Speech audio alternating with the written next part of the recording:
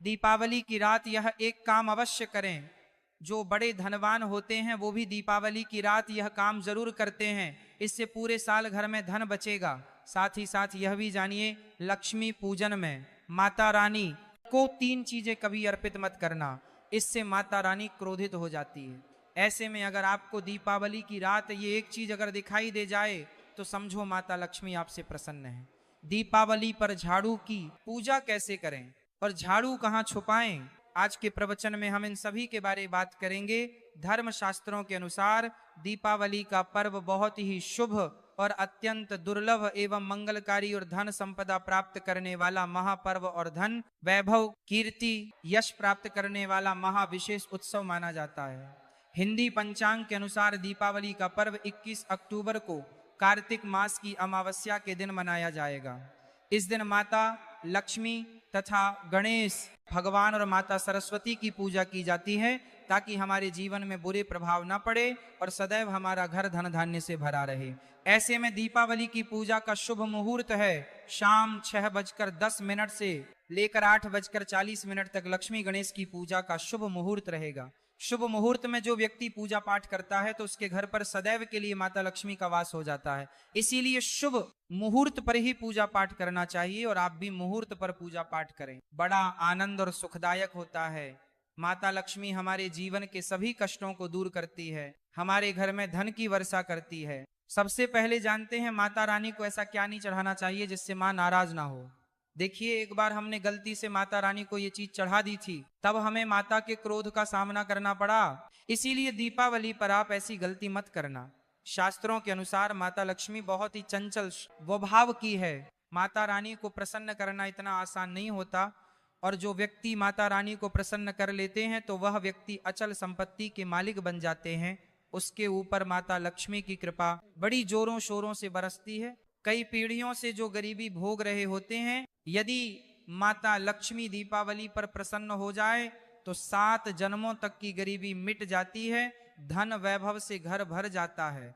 उत्तम जीवन साथी तथा धन संपदा के साथ यश कीर्ति वैभव सौभाग्यशाली जीवन, सभी कष्टों से राहत बीमारियों से राहत मात्र लक्ष्मी पूजन से समाप्त हो जाती है, लक्ष्मी मंत्र से समाप्त हो जाती है। जो व्यक्ति खास तौर पर दीपावली पर माता लक्ष्मी को प्रसन्न कर लेता है वह व्यक्ति कुछ ही समय में धनी हो जाता है तथा राजा बन जाता है। माँ लक्ष्मी उसी घर में वास करती हैं जहां पर सच्चे हृदय से माँ की भक्ति हो। आपको बता दें, साल भर के इस त्योहार में माता लक्ष्मी की पूजा में यह 3 चीजें माता रानी को कभी मत चढ़ाना, नहीं तो आपको बर्बाद होने से कोई नहीं रोक सकता। जो हमने गलती की वह आप मत करना, इससे माता लक्ष्मी नाराज हो जाती है और हमेशा हमेशा के लिए आपका साथ छोड़ सकती है। एक बार माता लक्ष्मी ने हमारा साथ छोड़ दिया था क्योंकि हमने गलती से माता लक्ष्मी को यह चीज चढ़ा दी थी। तब बड़ी श्रद्धा पूजा पाठ करने के बाद माता लक्ष्मी को हमने मनाया, प्रसन्न किया और आज हम करोड़पति हैं, धनवान हैं। माता लक्ष्मी सदैव हमारे घर में वास करती है। जय माता लक्ष्मी। माँ बड़ी प्यारी है, चंचल है, अपने भक्तों को कभी निराश नहीं करते। तो चलिए प्राचीन ज्ञान धर्म ग्रंथों के आधार पर, शास्त्र आधार पर ये जानकारी शुरू करते हैं। गरुड़ पुराण में बताया जाता है कि दीपावली के पर्व पर या किसी भी धार्मिक त्योहार में कर्ज लेकर दीपावली का पर्व नहीं मनाना चाहिए। जो व्यक्ति कर्ज लेकर दीपावली का पर्व मनाता है उसके घर में हमेशा कर्ज का वास हो जाता है। वह व्यक्ति माता लक्ष्मी की कृपा से वंचित हो जाता है। भले ही आपके पास कम धन हो परंतु सच्चे दिल से माँ की भक्ति करें। माता रानी आपके सभी बिगड़े कार्य को अवश्य पूरा करेंगे। इसीलिए कर्ज लेकर भगवान की पूजा नहीं की जाती है, जो कि इस बात को शनि महाराज ने भी कई बार दोहराया है। इसीलिए पूजा पाठ में कर्ज ना लें।